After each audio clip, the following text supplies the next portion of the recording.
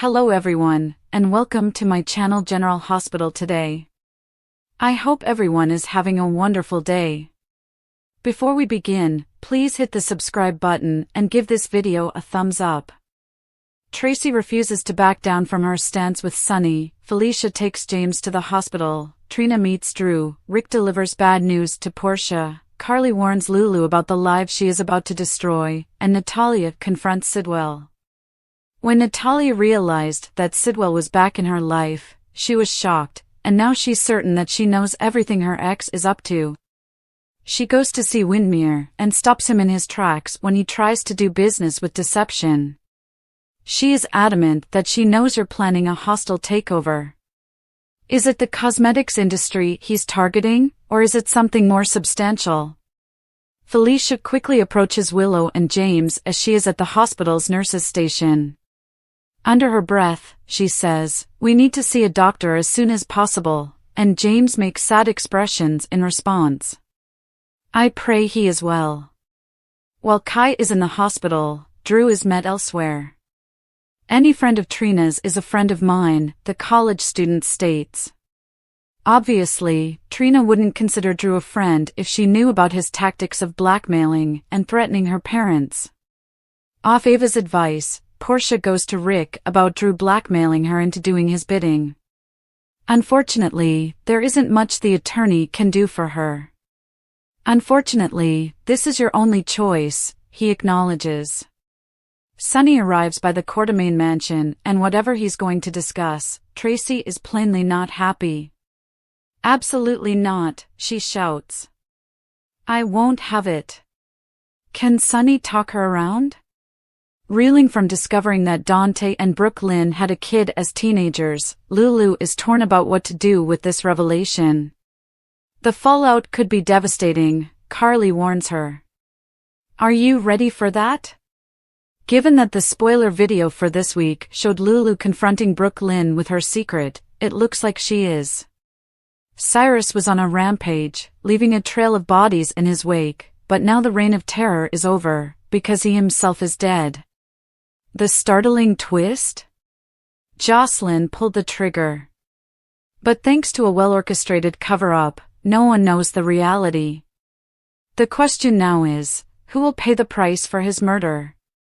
A prime suspect with a bad alibi whenever turmoil breaks in Port Charles, there's one person that consistently tops the suspect list, Jason. The city's favorite enforcer is no stranger to being accused of crimes he didn't commit, and this time is no different.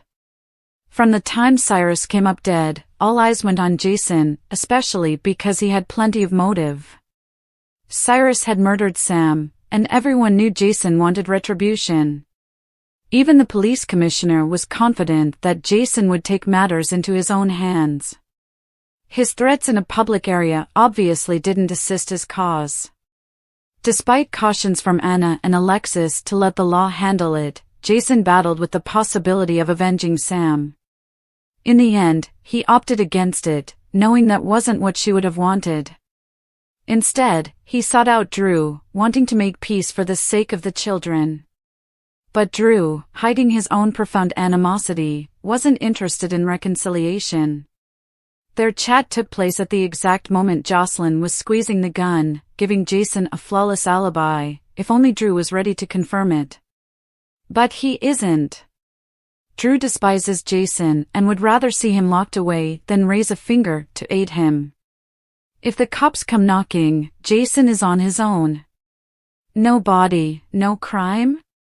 After the gunshot rang out, Jocelyn didn't turn to the usual suspects for help. She didn't call Jason. She didn't call Sonny. Instead, she called Brennan. Brennan wasted no time in eradicating any sign of the crime, making sure there was no body, no evidence, no crime scene left behind. By the time the PCPD arrived, Cyrus had vanished as if he had never been there at all. But why would Brennan do this for Jocelyn? As it turns out, this wasn't merely an easy cover-up, it was a test. Brennan had been feeding Joss information, studying her every action, appraising her potential.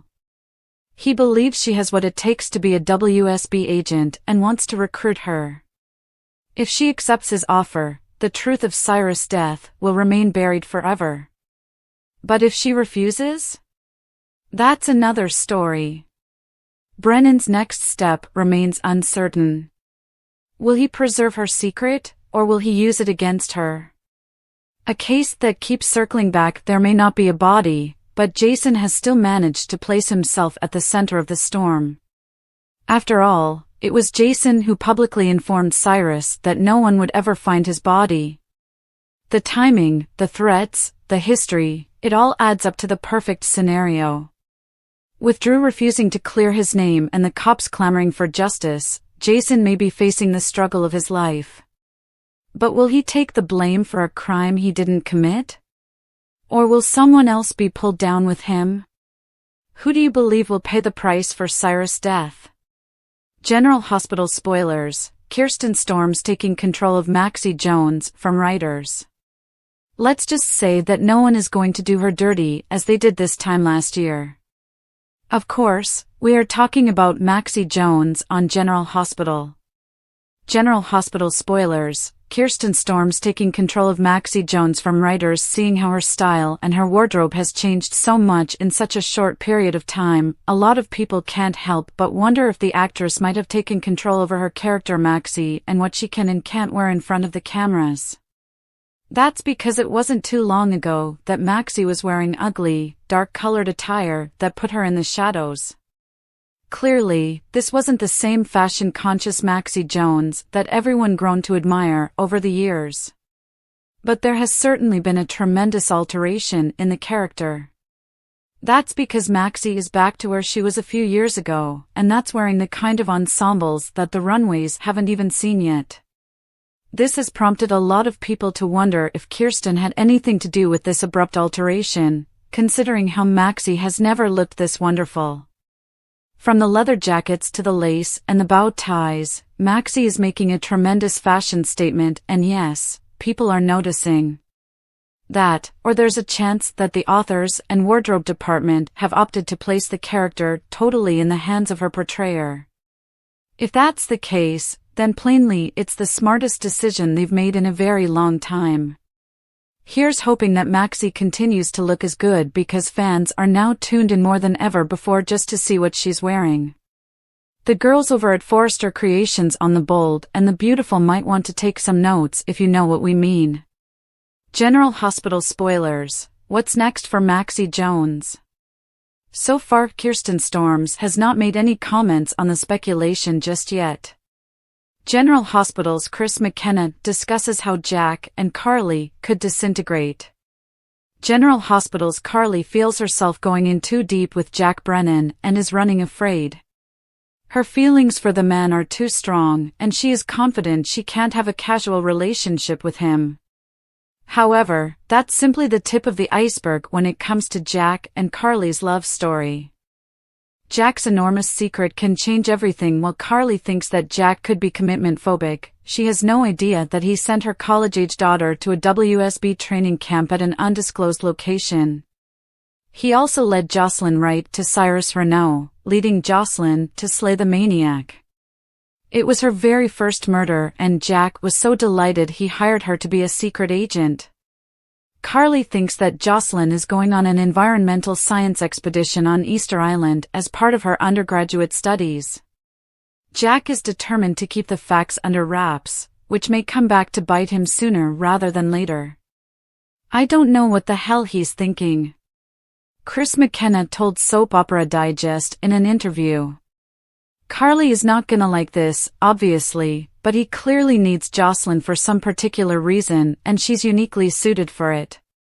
So, for the greater good, he has to do what has to be done, even if that means quite possibly betraying Carly. We can all see where that might go, and the possible explosion that could happen at the end of this trail. I don't know where it's going myself, but I'm excited to find out. A General Hospital journey. When Jack first arrived in Port Charles in the fall of 2023, he never expected to fall for Carly Spencer, but she caught his eye the minute he ordered a burger at Bobby's. Even when Jack was behind prison in Pentonville, Carly couldn't help herself from seeing this intriguing man. They ultimately enjoyed their first kiss in Germany at the end of January. Just days later, McKenna took over the part from Charles Measure and had to plunge right into a blossoming on-screen romance. Although the initial scenes he taped weren't the first ones to screen, they did air around the most romantic time of year. We shot some things out of order, so the first thing we had to shoot was the Valentine's Day episode, and we immediately had to go right into the heavy romance, McKenna said. That could have been a challenge, but it was so much fun and, Laura Wright, made it great.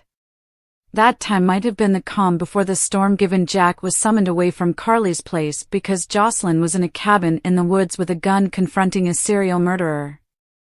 Jason and Anna hurry off to find Charlotte. On the dock, Jason stressed to Anna that he needed to bring Sidwell down, especially after he just waltzed into the Q kitchen and started chatting about Sasha. Anna did her utmost to dissuade Jason out of going after Sidwell. She wanted him to work with her and trust her, but she was more worried about finding Valentine and Charlotte than dealing with Sidwell. Anna told Jason that Valentine has had a kill order out on him since he tried killing Jack in Germany. "Didn't Carly tell you?" Anna questioned. Jason was surprised and wanted to know how Carly was even involved, so Anna detailed the complete event at the German hotel spa. Anna worried that Charlotte might be collateral damage if the WSB assassins got to Valentine. Jason decided to talk to Spinelli to see if he could dig up any further information as to Valentine's whereabouts. In the Q kitchen, Rocco freaked out when Charlotte texted him again. He told Danny that his sister was in Buenos Aires. Danny instantly urged Rocco to tell his parents, but Rocco refused. He didn't want to risk Lulu doing anything crazy. "I'm afraid if she goes after Charlotte, she might not come back. I don't want to lose my mom again," he stated. Danny understood but feared that anything could happen to Charlotte if they didn't tell an adult that she texted. As soon as Jason entered the room, Danny grabbed the phone and showed him the text from Charlotte. Jason assured the guys he would go get Charlotte, but reminded them that they couldn't tell anyone else about the text. Jason stepped out and quickly called Anna to tell her that he had a lead on Charlotte. In the kitchen, Rocco went loose on Danny for showing the text to his dad when it was none of Danny's business. "It wasn't your secret to tell. Charlotte reached out to me. She's my sister, and it was my decision." Carly caught up with Jack for a Metro Court date. Felicia started giving Jack the side-eye from the bar, something Jack quickly noticed. Carly didn't care and told Jack she wasn't easily swayed by critics. "I make up my own mind about people, and I think I know you a little better than Felicia does," Carly replied. Just then Jack received an SMS notifying him that Jocelyn was coming along beautifully at spy school. She even did well on her shooting test. Of course, Jack concealed the text from Carly. Jack even asked Carly how Jocelyn was doing on her college vacation to Easter Island. Carly said that she was having a terrific time. Anna arrived to the pub to meet with Felicia, who guided her in the direction of Jack and Carly's table. "Bobby wouldn't want Carly anywhere near someone like Brennan," Felicia added. She asked Anna for her thoughts about Brennan. Anna evaluated that he was a merciless agent whose only interest was getting the task done. However, Anna pointed out that Carly was a grown woman who could take care of herself. Anna wanted to talk about Valentine instead. She wished she had handled things differently when she let Valentine flee with Charlotte. "Every time my phone rings, I fear it's someone to tell me that Charlotte's been seriously hurt," Anna added. Back at Carly and Jack's table, Jack imagined that he and Carly could have as much fun as Jocelyn if they took a WSB jet to Paris for the weekend. Carly seemed set to say yes when a stunning woman named Vivian approached the table. "Jack Brennan? You don't call. You don't write. What's a woman to think?" she questioned. Jack introduced Carly to his friend before she walked away from the table, reminding Jack that he still had her number. Carly was not impressed as Jack sought to move the discussion back to Paris. At that time, Carly was irritated and walked away because Jack introduced her as the proprietor of the Metro Court and not as his date. Jack chased Carly all the way to the dock. Carly revealed that she didn't feel adequate enough for Jack. "You should be with someone like Vivian who is fun and comes with no strings attached," she remarked. Jack convinced Carly that he didn't desire Vivian. He simply wanted her. Jack was ready to tell Carly he wanted more than just a casual fling when he got a text alerting him Charlotte and Valentine had been located. Jason met up with Anna at the Metro Court to tell her the same thing, so Anna said, "Let's go." Anna and Jason stepped on the elevator and prepared for their new adventure. Maxie continued trying to distract Marty so Lulu could finish going through his hotel room. Marty suspected something was up and asked Maxie where Lulu was. After all, Lulu had told him she planned to spend supper with Maxie at the surf lodge. Maxie stated she had forgotten her intentions since she was so focused on Lucy and Marty reconnecting. Marty told Maxie that he and Lucy were done. Marty wanted to enter his room, so Maxie discovered another technique to stop him. She gave him a position as a deception attorney. As soon as she said the words billable hours, Marty was ready to go to the restaurant and discuss.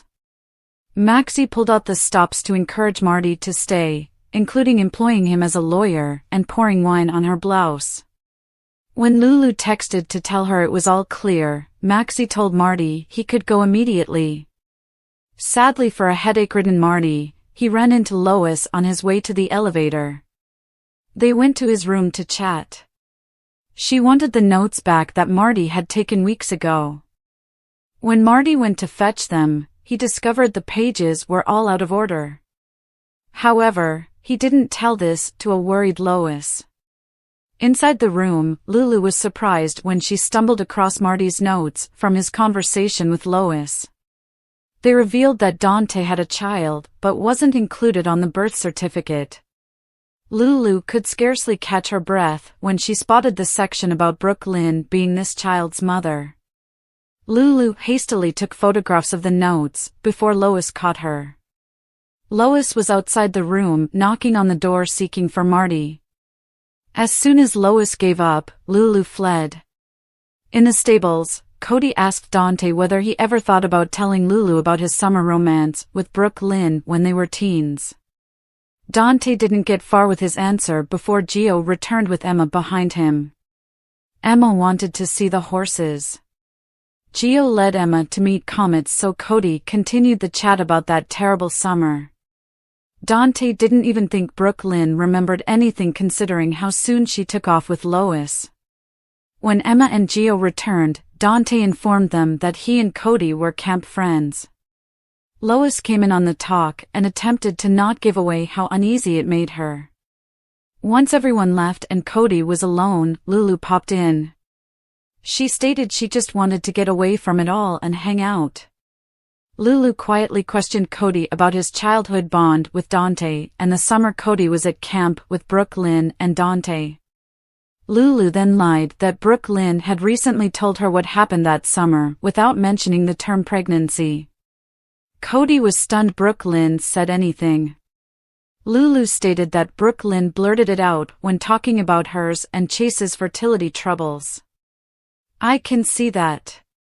It was a rough time," Cody added. Cody finally used the word pregnancy, confirming what Lulu already knew. Ava came at Portia's office to find a frantic Portia wanting aid immediately away. Portia admitted that someone had gotten their hands on Heather's test results and was blackmailing her. Portia explained that Brad Cooper knew.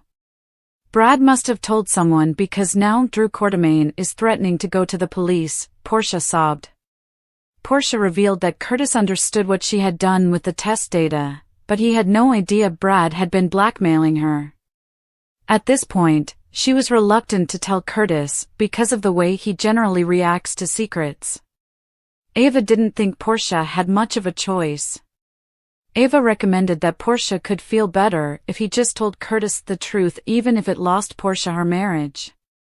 Portia couldn't handle the thought of losing Curtis and scared that Trina would also be furious with her for lying.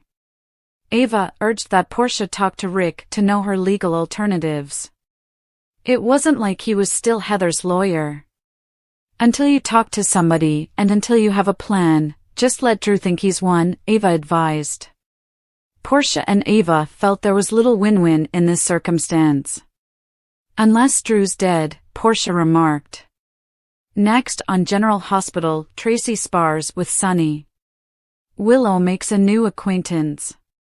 Rick provides Portia advice. Does Lulu bring Carly into the Brooklyn baby loop? Now that Lulu understands that Brooklyn had Dante's child when they were teens and gave the newborn boy up for adoption, she is not sure what to do next. She needs to talk to someone, so she selects her cousin, Carly. We believe that's apt considering Carly is the one who hired Brooklyn to seduce Dante away from Lulu when they were young adults. When Carly informs Lulu that she may be opening up a can of worms that can hurt anyone, does that suggest Lulu notified Carly that Dante has a child out there? With Carly knowing this secret, there could be danger, but she seems to want Lulu to keep the knowledge under wraps. Sonny and Tracy clashed. Sonny and Tracy already got into it in January when he intended to take Wiley and Amelia from Monica, and Jason stepped in and stopped him. Now, they're at odds again, with Tracy shrieking at Sonny in the Quartermain living room and Sonny just rolling his eyes in exasperation. Are they fighting about deception business or something else? With Sonny apprehensive about Sidwell's presence in Port Charles and Sidwell wanting to work with deception, Tracy and Sonny have a lot to dispute about. At least they can agree that Willow and Drew are both problems. Hospital occurrences. Willow and Isaiah get to know one another as they treat James during a minor emergency. Drew is also at GH where he has a talk with Trina and meets Kai. Drew also spends some time with Elizabeth. Will Liz offer any positive words of advice for her ex-fiancé? He can certainly need someone to set him back on the straight and narrow. Portia accepts Ava's advice and speaks with Rick about her little Drew problem. Rick finally has his Heather blood test issue answered, but will he have the correct legal counsel for the GH Chief of Staff? General Hospital's Kelly Monaco and Steve Burton ended their relationship over his ex-wife. General Hospital news has everyone wondering the same question: whatever happened to Kelly Monaco and Steve Burton? Did they have a relationship that went beyond their friendship on the set of the hit ABC soap? General Hospital's Kelly Monaco and Steve Burton ended their relationship over his ex-wife, or was there a filthy quarrel that forced them to keep their distance from one another even when they were working? That's what fans want to know. Well, obviously there's a reason why Kelly and Steve seldom spoke to one another if they didn't have to. And that all had to do with Steve's ex-wife, Sherry Gustin. She was apparently so envious of Kelly that she asked her husband at the time to keep his distance from her. However, there was another report stating that things went far deeper than that. Kelly once did a reality show called Dirty Soap. She said that both Steve and Sherry hosted an intervention about her health and purported eating condition at the time. Kelly was so furious over the entire situation that she chose to pull the plug on their friendship, even though they were still co-stars at the moment.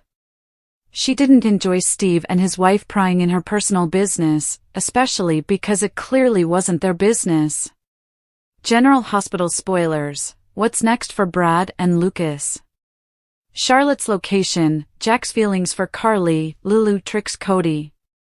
Portia Robinson turns to Ava. Jerome. Drew Quartermain has Portia Robinson precisely where he wants her. He knows that she manipulated Heather Weber's lab results months ago and has proof. Portia phones Ava Jerome during the show, and she comes in the doctor's office. Before she even walks in the door, Portia begs for her help. Ava is the only one who knows that she manipulated the test results, so she tells her that she is being blackmailed by Drew, who is threatening to go to the police with it. Ava finds out the full truth, and Portia tells her that Curtis Ashford knows about the test results. What he doesn't know is that Brad Cooper knows about them, and she is terrified Curtis would leave her when he finds out. Ava believes that Portia could feel better if she just told Curtis the truth. Still, she also proposes that Portia contact Rick Lansing since she needs legal guidance and to simply let Drew assume she is going along with him for now. Portia thinks that she would be better off if Drew were dead. Lulu Spencer learns the truth. Lulu Spencer donned on a maid's outfit and slipped into Martin Gray's apartment at the Metro Court in quest of anything that would lead her to her daughter, Charlotte Cassadine. As Maxie Jones kept watch, she stumbled into documentation from his appointment with Lois Cerullo. Lulu was shaking when she read all about Dante Falconeri and Brooklyn Quartermain's teen baby that was given up for adoption. Martin is tired of Maxie browsing through various topics outside the door until she mentions billable hours, and then he goes with her to the Metro Court to discuss more. They sit and chat for longer than Martin wants to. As he turns to go, Maxie splashes wine over herself simply to buy Lulu more time. As Lulu is reading the documents and photographing them, Lois knocks on the door. Lois continues banging, but soon gives up and departs as Lulu puts Martin's briefcase away. Lois meets into Martin as he is ready to head back to his room, so she walks with him. She tells them she is frightened about Brooke Lynn's secret being out and asks for the notes that he took during their meeting. Martin pulls the notes out, understanding that they are out of sequence, and offers them to Lois, who begs for a match. Anna Devane's update on Valentine Cassadine. Jason Morgan is at the docks disputing with Anna Devane over Jen Sidwell stepping into the Quartermains when she tells him that there is a more important issue. She argues that they need to find Valentine Cassadine because the longer he is gone, the more danger Charlotte is in. She tells Jason that after Valentine attacked Jack Brennan in Germany and a kill order was placed on him. She's astonished that Carly Spencer hasn't already told him already, since they are supposedly close. He had no clue that Carly had saved Brennan's life. They are both terrified that Charlotte will now be collateral damage once the WSB finds them. Lulu Spencer pries Cody Bell for information. Lulu pays Cody Bell a visit at the stables and requests to talk. She believes it's simpler talking to him than virtually everyone else. She starts asking about Dante in high school, and he affirms that he only knew him from camp. He also verifies that Brooke Lynn was with them at camp for one summer. Lulu tells Cody that Brooke Lynn informed her about everything that happened that summer. He is astonished, but can see how she would have blurted it out. He tells her that Brooke Lynn was so afraid and desperate that when she asked him not to tell anyone about her pregnancy, he never did. He says just enough to validate what Lulu read in Martin's notes. Carly Spencer and Jack Brennan are on the same page. Carly and Jack sit down together at the Metro Court, and they both check their phones. He received a text reporting that Jocelyn Jack's WSB testing is going well, with her fitness and marksmanship findings included.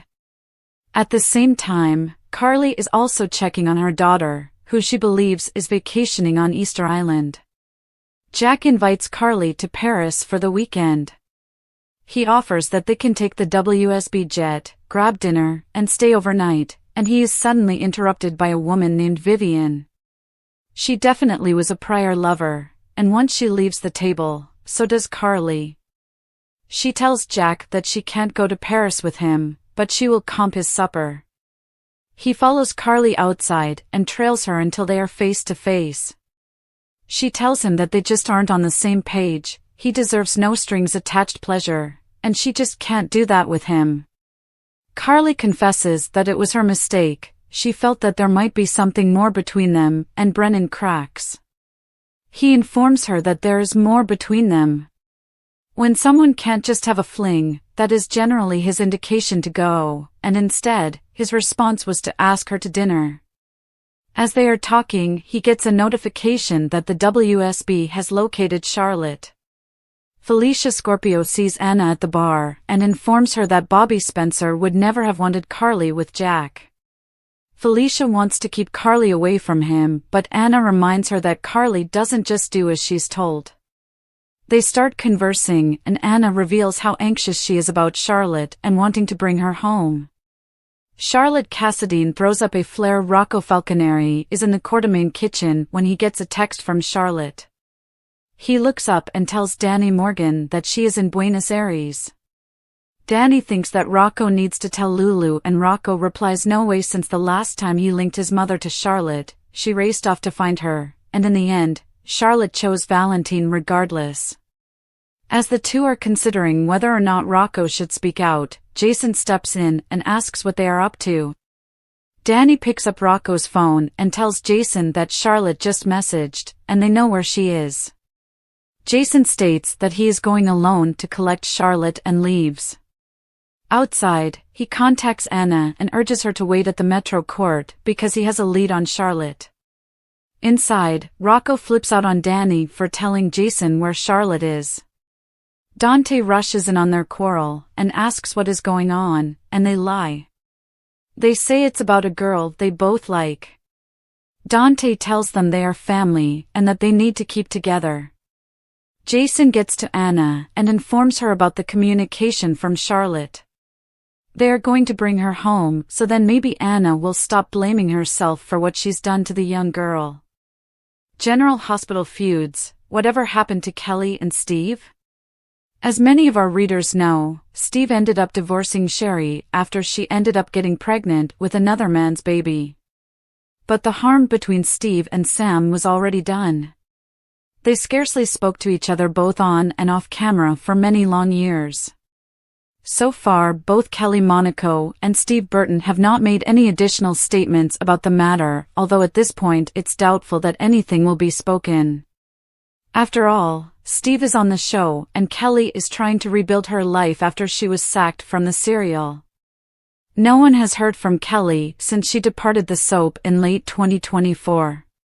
Lulu prepares to drop a bomb. They say the truth will set you free, but maybe not in today's General Hospital spoilers.